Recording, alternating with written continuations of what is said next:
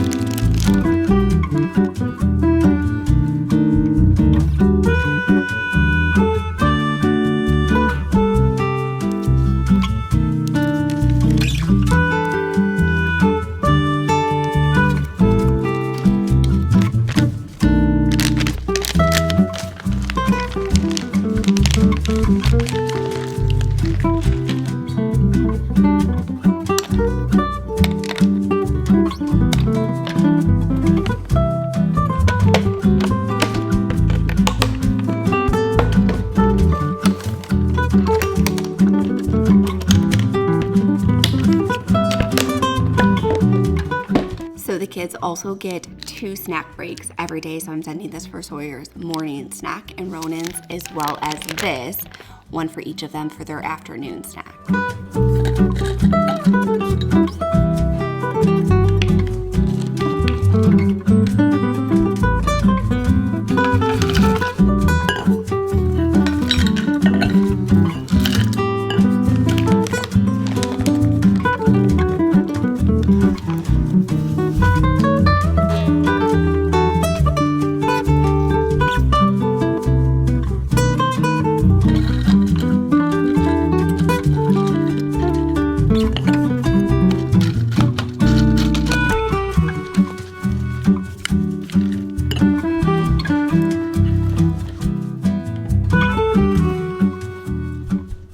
Let's go ahead and get started with breakfast. So it is very early and we get on the bus early. So typically breakfasts are quite quick, and I don't spend a ton of time putting together really intricate breakfasts like I do on the weekends. Many of the times it's pulling out waffles and baked goods that I've already made ahead, popping them in our oven, which also doubles as an air fryer, blending that with a smoothie or adding that with some fruit on the side. So I'm going to share with you what we're having this morning for a simple, quick, easy breakfast before we head out the door. So after filming my fall bake with me, which I will include for you up here in the cards, I'm pretty certain my kids are sick of eating baked goods. So we're going to be doing a savory breakfast. I just have the Dave's Killer Bread English muffins. We absolutely love these sausages from Applegate. And then, of course, an egg to go together with all of that. And then I will be blending together a quick smoothie from Daily Harvest. This one is the mango plus greens. I tend to pick a fruitier one in the morning. Then I know that they will drink it down when they're having their savory breakfast.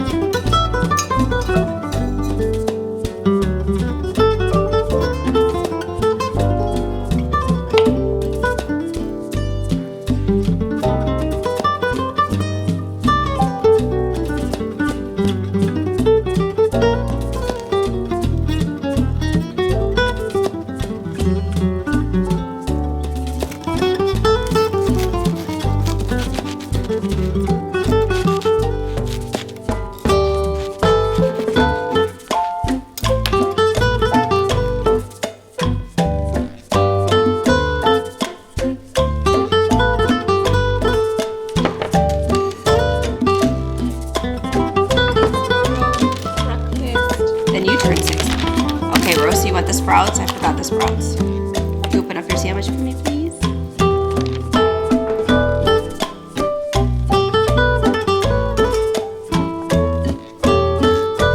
Do you want more blueberries?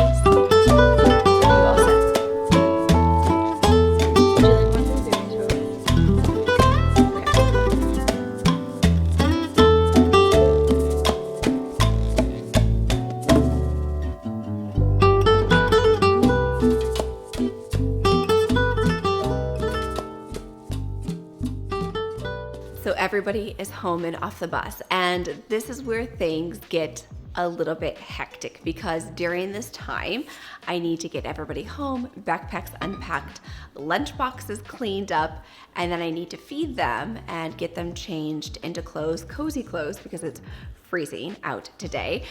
Get them changed into clothes to head out the door to soccer. The one thing I will say is that lately soccer practice has been ending, I think it's like 15 minutes earlier every 2 weeks because it is getting darker later now. So it hasn't been as long. We were gone for like 2 hours, sometimes 2.5 hours, where thankfully it's like an hour and a half to hour and 45 minutes, and then we're back home. So what I typically do at this time is that I will serve last night's dinner as the first dinner because when they come in off the bus, they are so hungry. On the one night a week we don't have soccer, I typically just do like a quick, easy after school snack. So whether that's yogurt or a quick snack plate, something that's simple but filling at the exact same time.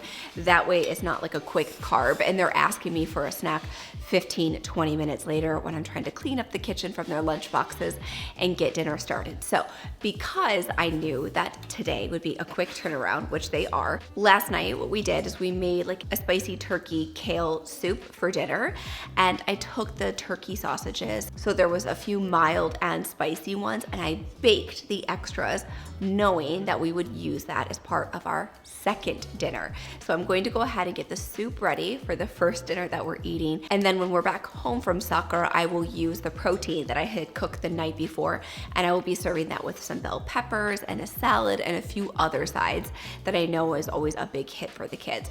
What I found is that when I was doing just a simple snack before soccer, it wasn't enough, and that they were coming home from practice so hungry. Also, I'm not sure about your kids, but my kids come home from school extremely hungry. They eat their entire lunchbox. They do have snacks, but I find that they come home very, very hungry. So a little tiny snack doesn't quite hold them over, especially before sports. So I find that using leftovers as that first dinner has been really helpful, and I try my best to have those things prepared. And then likewise, when I am cooking a protein, I try to double it. Therefore, I can reuse it the following night and kind of break the ingredients apart to put together an entirely separate dinner that people won't be sick of, because early on I was trying to serve the same dinner before and after practice and it wasn't going over well. People don't want to eat the same exact thing 2 nights in a row, and then sometimes we were having it 3 times because we had it dinner the night before, dinner before practice, and dinner after practice, and people were kind of getting burnt out.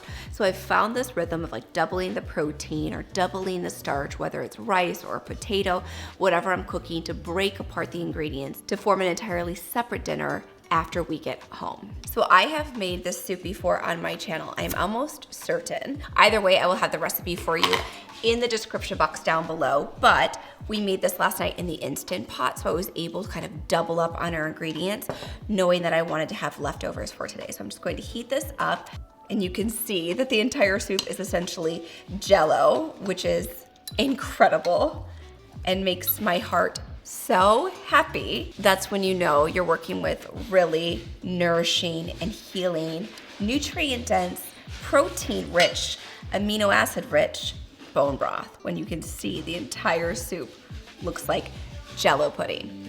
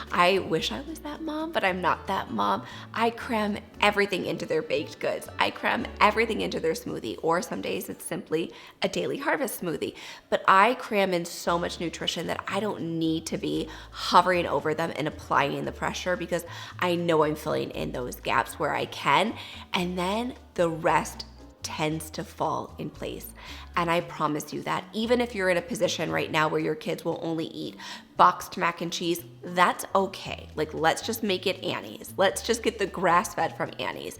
And then let's serve it with a side of vegetables, or let's serve it with a side of their favorite fruit, and take incremental steps to help build their exposure. And then you consuming the foods from the Living Well membership area potentially, or from any of the recipes I've shared here on my channel, you consuming those foods is that visual exposure. So I want to empower you guys just to take incremental steps in the right direction, and hopefully this video will give you that motivation to do so.